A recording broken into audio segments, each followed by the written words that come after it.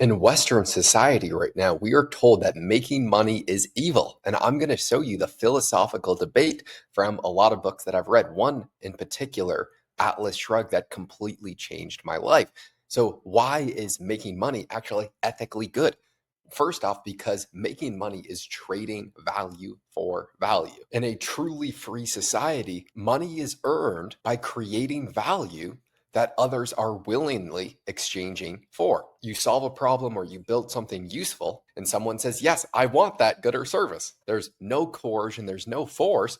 It's just mutual benefit. That is the essence of morality. It's a voluntary exchange between two rational beings. A third grader understands this. There's absolutely nothing, let's say, greedy about it, that everyone says all the billionaires are just greedy capitalists and they should be taxed 100% of their money. They just provide more value than you. They solve bigger problems. They are actually doing a better benefit to the earth than you.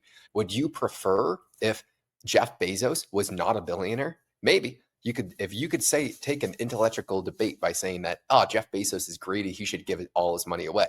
Would you say that if that meant we no longer had Amazon, that we could no longer get all of our goods shipped to us within a day because he solved an incredible problem? Same thing with Bill Gates, someone who I don't like at all. But would I prefer Microsoft not to be a thing, or any of these other companies that are solving problems that I willingly take my hard earned money and pay them for? No, I'm glad that they exist. What's greedy is wanting something from nothing. A real entrepreneur enriches themselves by enriching other people with a better quality of life. In capitalism, the only way to make a fortune is to serve other people. And then what money does is it is a tool. I would be completely understanding of the argument if someone said that the loving money is evil or ethically wrong. I would completely agree with that. I personally want to continue to grow my business and want to make substantially more money.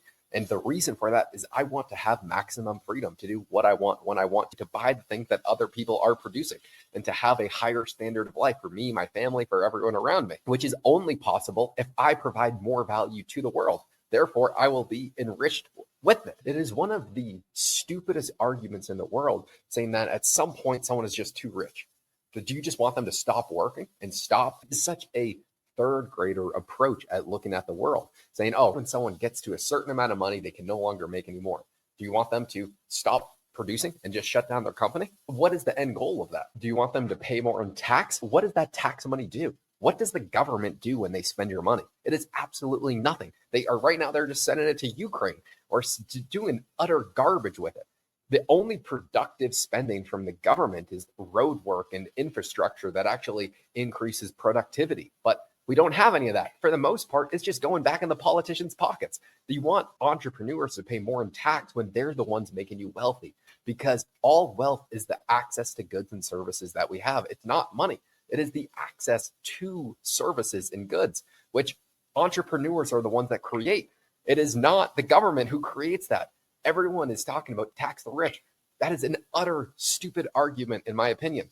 You should want as little tax as possible to incentivize business owners to continue to produce, which is going to make the overall well being of the entire world better. And it's actually going to lower the cost for everyone, because what entrepreneurs do is they find a way to make things cheaper, to make it better, to make it more efficient, which is going to make it easier for other people to buy. And we're going to get more goods and services at our disposal, which is the end goal. Right. The reason why I'm talking about this is because every single day I talk about business, and now I'm getting a lot of comments, and I never read the comments, but my mom will send me the comments and she's saying, bah, bah, bah, bah, bah. People are calling you evil because I talk about making money and enjoying growing a business and doing all these things. But in reality, I know what I'm doing is ethically right. I'm providing a great service that people are willing to pay for, where we have a profit share, where it is a voluntary exchange between two people. And that is the epicenter of capitalism. And it's amazing. It is amazing. If you do something that provides value, you are rewarded directly in compensation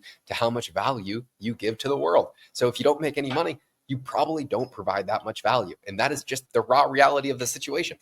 If you provided more value, you would make more money. And a lot of times that is a tough pill to swallow for an employee, where They think that they are deserving of more. But if you don't understand how what you're doing actually relates to making more money for the business, you're confused as to why you can't negotiate a better rate or something. There's obviously business owners that are sticking it to their employees, but that is not usually the case. Most of the time, the margins are not incredible on these businesses, and people are just not providing enough value. It's really quite simple the way that everything works.